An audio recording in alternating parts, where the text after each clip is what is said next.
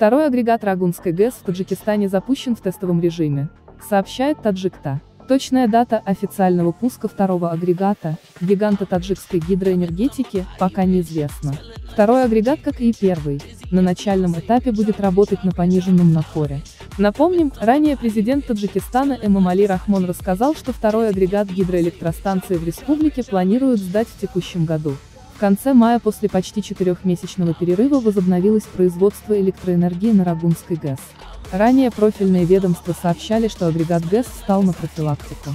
В связи с этим в водохранилище гидростанции снизили объем воды. Тогда в энергосекторе страны рассказали, что на объекте идут обычные профилактические работы с целью проверки на предмет исправности.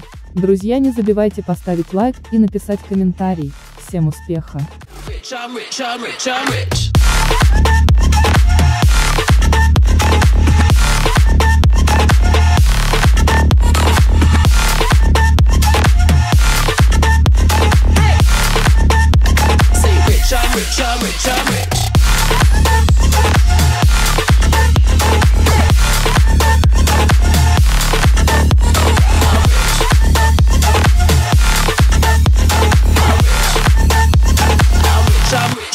I'm rich.